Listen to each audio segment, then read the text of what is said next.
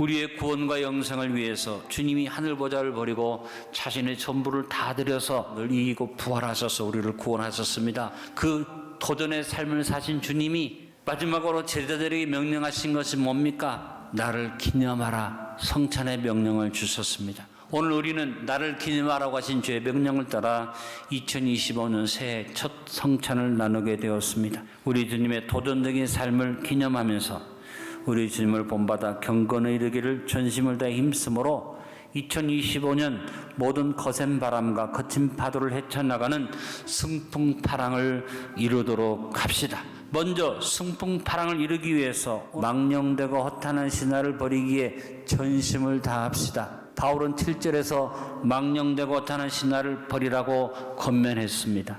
바울 당시에 초대교회 안에 헬라 문화의 영향을 받은 망령되고 허탄한 신화가 넘쳐나 성도들이 미혹되어져서 이단과 사이비가 곳곳에서 일어났습니다. 영적으로 교회가 이렇게 미혹되어졌을 뿐 아니라 일반적인 사람들의 삶에도 헬라 문화가 영향을 미치고 사람들이 건전하고 생산적인 삶을 살기보다는 퇴폐적이고 향락적이며 특별히 허망한 신화나 허망한 생각에 뜻을 둠으로 사회 분위기가 거짓으로 가득 찬 것이 로마 제국의 상황이었습니다. 오늘 우리의 사회 분위기와 같은 것 같습니다.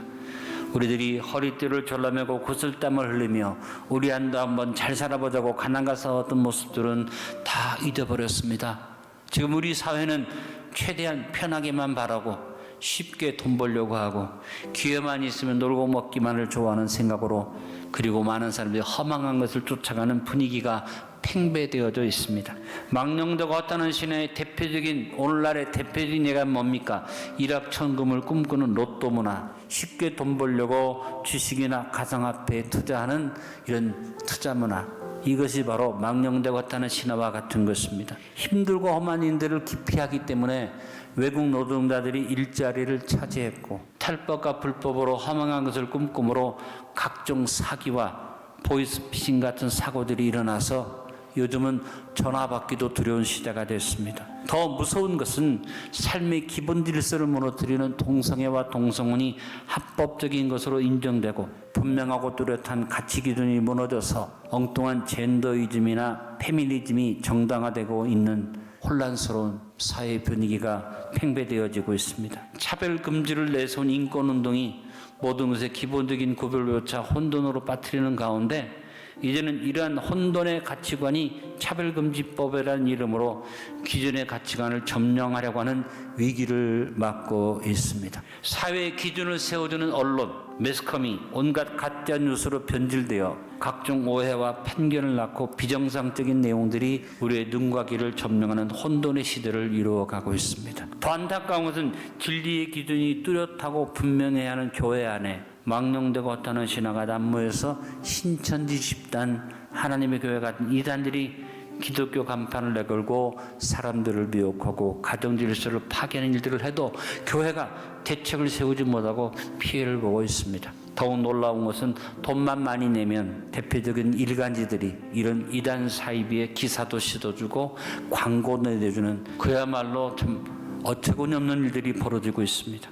이처럼 우리 사회에 왜 이렇게 어려운 일이 생깁니까? 왜 우리 사회가 혼돈 속에 빠져듭니까? 문제의 원인은 다른 데 있지 않습니다. 근본적인 원인은 망령되고 허탄한 신화에 마음을 두기 때문인 것입니다. 오늘 주님의 은혜를 기념하는 성찬을 나누면서 허망한 것을 쫓아가는 망령되고 허탄한 신화들을 깨끗이 정리하고 물리치기를 전심으로 결단하고 정리합시다.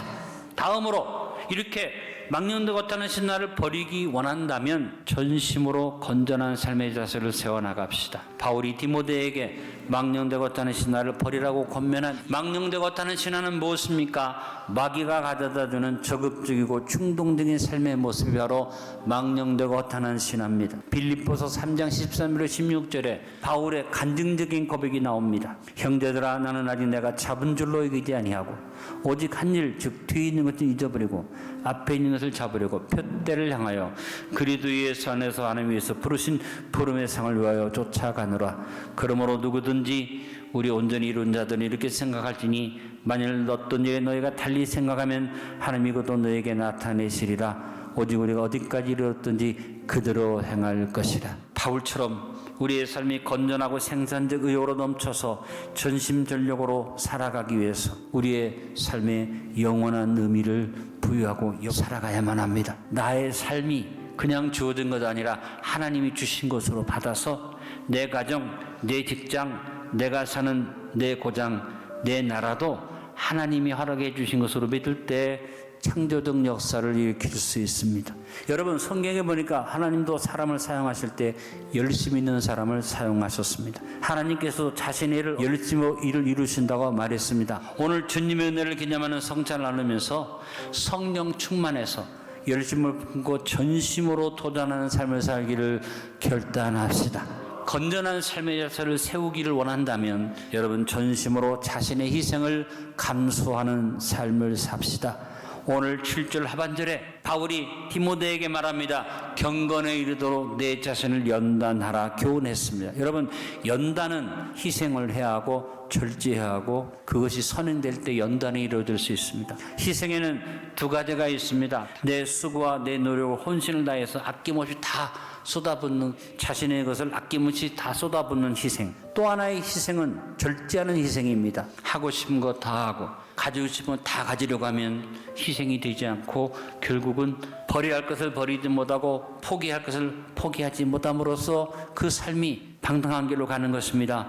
바울은 철저하게 세상 것 버리고 포기하는 희생을 통해서 자신의 진보를 드러내고 경건을 이룰 수 있었기에 디모데에게 말하는 겁니다. 너도 경건의 길을 연단해라. 오늘 주님의 은혜를 기념하는 성찬을 나누면서 과감하게 희생하고 절제하기 위해서 전심으로 도전하는 삶을 살기를 결단합시다. 자신의 희생과 절제를 이루기 위한다면 인내와 끈기로 전심을 다해 도전합시다. 오늘 7절 마지막에 바울은 내 자신을 연단하라고 교훈합니다. 한두 번 시도하고 그만두는 것 아니라 계속해서 인내와 끈기를 가지고 훈련하고 이루어가라는 말인 것입니다.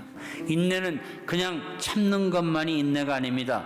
어떤 상황 속에서도 내가 해야 할 일을 하는 것이 참으로 가치 있는 인내와 끈기입니다. 성경이 말씀하는 인내는 어찌할 수 없어서 그냥 참고 있는 인내가 아니라 어려운 어떤 일이 다가와도 열심히 할 수 있는 일을 최선을 다함으로 내가 점점 강해져서 마침내 문제를 극복하게 되는 인내를 성경은 인내라고 말씀합니다.